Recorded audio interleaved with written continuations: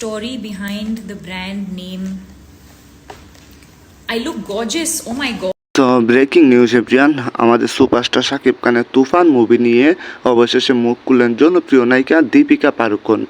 আপনারা জানেন যে শাহরুখ খান এবং সালমান খানের নায়িকা হচ্ছে দীপিকা পাড়ুকোন।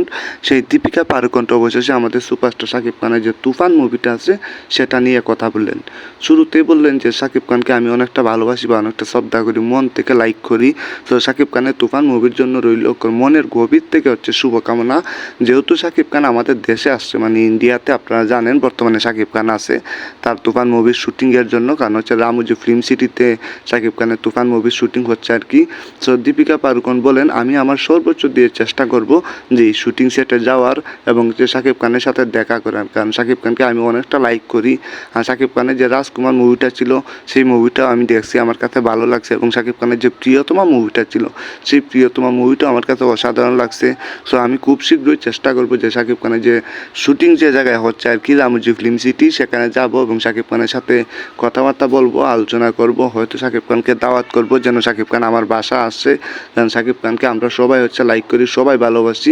শাকিব খান তো এখন আর বাংলাদেশে কাজ করে না বা বাংলাদেশি নায়িকা নিয়ে কাজ করে না। সো শাকিব খানের সাথে যদি একটা কাজ করতে পারি তাহলে তো নিজেকে অনেকটা হচ্ছে ধন্য মনে করব। তো এমন কিছুই কিন্তু জানালেন দীপিকা পাড়ুকোন। বর্তমানে হলিউড বলিউড সব জায়গায় এইসব খবর বা এইসব নিউজে ছড়িয়ে ছিটিয়ে আছে। সো আপনাদের কাছে কেমন লাগলো শাকিব খানের এই উন্নতি দেখে?